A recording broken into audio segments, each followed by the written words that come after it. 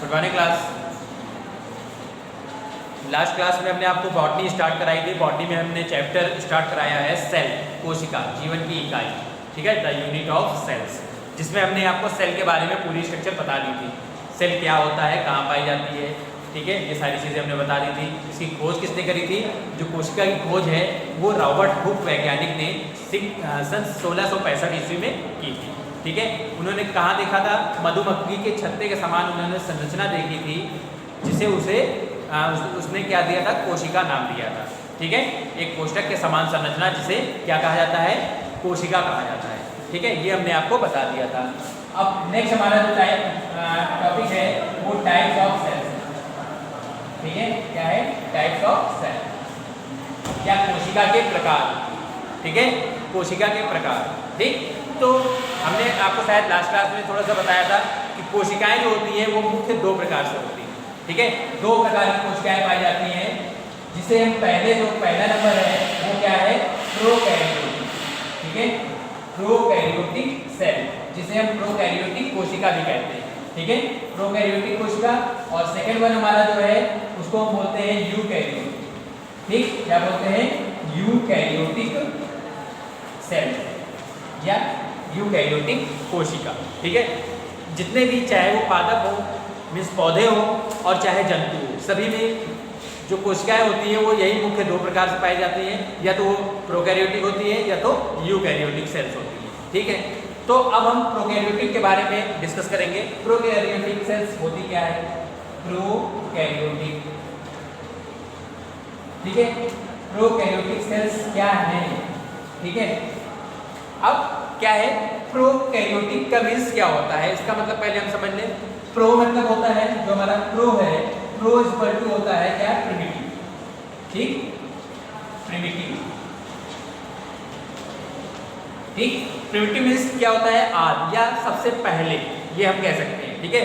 मतलब जो सेल्स सबसे पहले बनी वो कह सकते हैं कि वो प्रिमिटिव सेल्स कहलाती है, ठीक है। और जो कैरियन है, कैरियन, कैरियन का मतलब क्या होता है?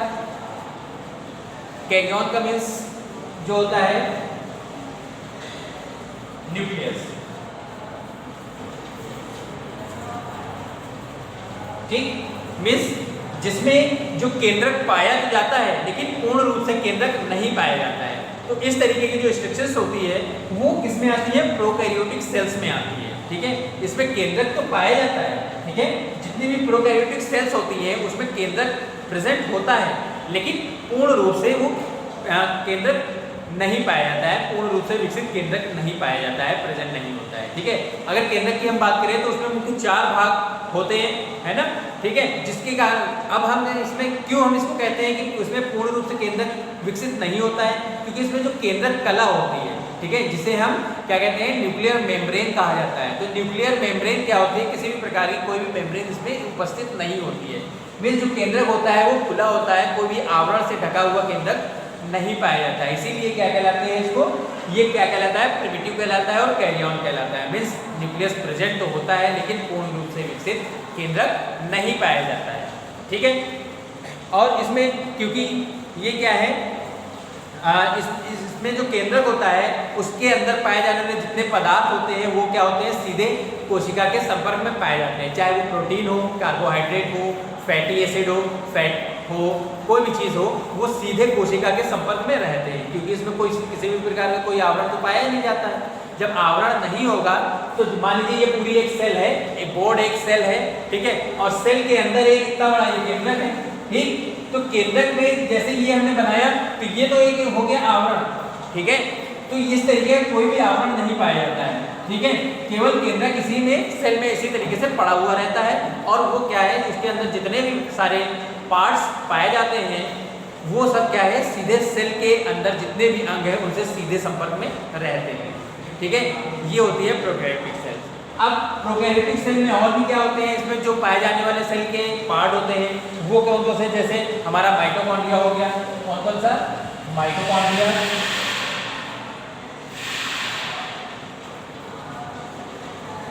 माइटोकॉन्ड्रिया हो गया, गोल्जी कॉम्प्लेक्स हो गई,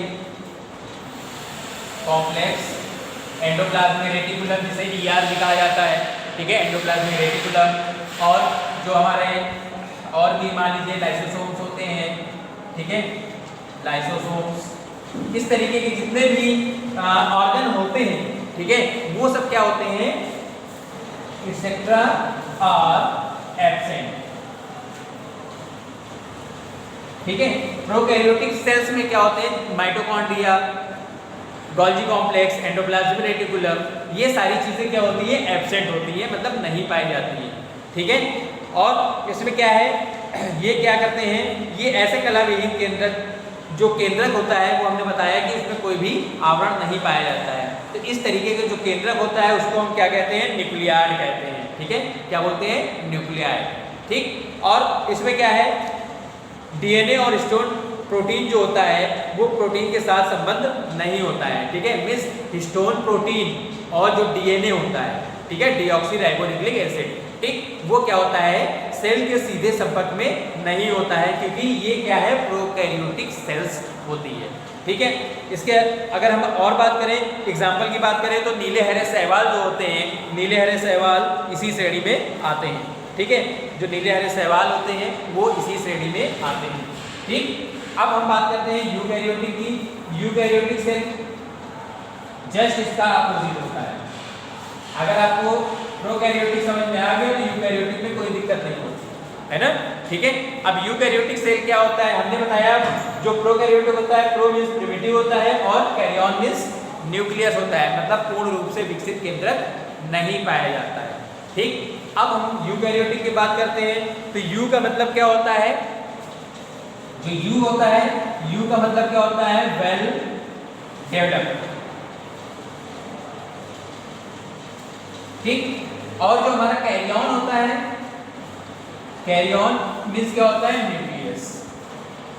ठीक है, इसके अकॉर्डिंग आप समझ गए होंगे, ये मतलब आद्य केंद्रक है, पूर्ण रूप से विकसित केंद्रक नहीं पाया जाता है। और इसमें क्या लिखा है, यू का मीन्स होता है वेल डेवलप्ड और कैरियन का मीन्स होता है न्यूक्लियस।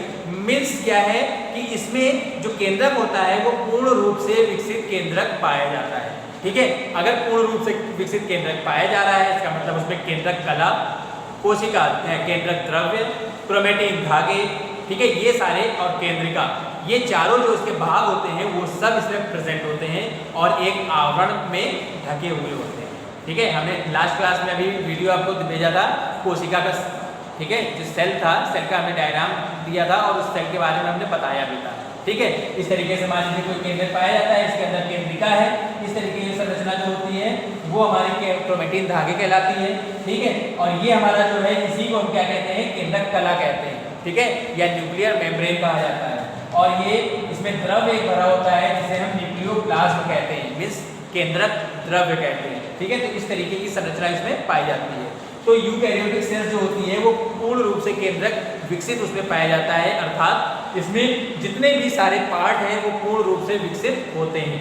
ठीक है, अगर ये चीजें हैं तो इसमें पाए जाने वाले, एक सेल में पाए जाने वाले जितने भी अंग होते हैं, ऑर्गन होते हैं, चाहे वो माइटोकॉन्ड्रिया हो, एंडोप्लाज्मिक रेटिकुलम हो, गोल्जी काय हो, क्लोरोप्लास्ट हो, लाइसोसोम्स हो, राइबोसोम्स हो, वो सारी चीजें क्या होती हैं, इसमें प्रेजेंट होती हैं, पाई जाती हैं इन यूकैरियोटिक सेल्स। ठीक है, मिस यूकैरियोटिक कोशिका में जितने भी अंग हैं, ऑर्गन्स हैं, वो सारे प्रेजेंट होते हैं, और जो इसमें डीएनए और हिस्टोन प्रोटीन होता है वो आपस में संबंधित होता है। ठीक है, पूरे जितने भी सेल्स हैं, ठीक है, वो सेल आपस में जुड़े हुए होते हैं, संबंधित होते हैं और एक अपना विशेष काम करने में सहायक होते हैं और बहुत ही महत्वपूर्ण योगदान देते हैं। ठीक है, तो ये हमारी क्या थी, यूकैरियोटिक सेल्स थी। ठीक है, और यूकैरियोटिक सेल्स क्या है, डीएनए, हिस्टोन प्रोटीन हमने आपको बता दिया। ठीक, इसमें और क्या है, जो नीले हरे शैवाल और जीवाणु, ठीक है, कुछ नीले हरे शैवाल और जीवाणुओं को छोड़कर जितने भी और जीव पाए जाते हैं या ऑर्गेनिज्म पाए जाते हैं, सभी किससे बने होते हैं, इसी यूकैरियोटिक सेल से बने होते हैं। मीन्स क्या इसका मतलब हुआ, जितने सारे प्लांट्स हैं, ऑल प्लांट्स, ठीक है, ऑल प्लांट्स एंड एनिमल्स। ठीक है, मीन्स इसके अंतर्गत क्या आते हैं, जितने सारे प्लांट्स हैं और जितने भी एनिमल हैं, केवल जीवाणु को और नीले हरे शैवाल को छोड़कर, ठीक है, जितने भी पृथ्वी पर विद्यमान जीव हैं, सभी की जो सेल होती है, कोशिका होती है, वो किससे, यूकैरियोटिक कोशिका से बनी होती है या यूकैरियोटिक सेल से बनी हुई होती है। ठीक है, ये हमने आपको डिस्कस कराया है। ठीक है, इसमें जो राइबोसोम्स होते हैं, ठीक है, राइबोसोम्स जो होते हैं, जो प्रोकैरियोटिक सेल्स में राइबोसोम्स होते हैं वो 70S टाइप के पाए जाते हैं। राइबोसोम्स के बारे में भी हम चर्चा करेंगे धीरे से आगे, क्योंकि इसमें बहुत जितने भी सारे हमने पार्ट्स आपको बताए हैं सेल के अंदर, उन सब का पूरा डिस्क्रिप्शन इसमें इस चैप्टर में दिया जाएगा। ठीक है, और सभी के डायग्राम है, सबके कोई ना कोई विशेष काम होते हैं। ठीक है, तो आज की क्लास में इतना ही रहेगा।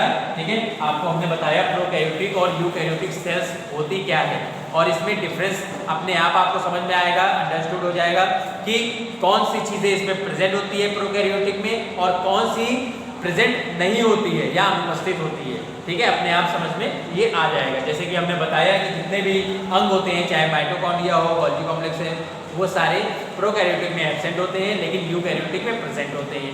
इसमें जो केंद्रक होता है वो अर्धविकसित पाया जाता है, और जबकि यूकैरियोटिक जो सेल्स होती है उसमें जो केंद्रक होता है वो पूर्ण रूप से विकसित पाया जाता है ना। इसी तरीके से बहुत सारे डिफरेंसेस आपको समझ में आ जाएंगे अपने आप। अगर ये वीडियो आपको अच्छा लगेगा तो आप पूरा देखिएगा। ठीक है, ताकि इसमें डिफरेंस भी आप लोग आसानी से समझ लें। ठीक है, ये चैप्टर बहुत ही बड़ा है, और लेकिन ये चैप्टर अगर समझ लेंगे तो आगे वाले जितने चैप्टर बॉटनी में होंगे वो आपके लिए बहुत ही ईजी हो जाएंगे। Okay, have a good day.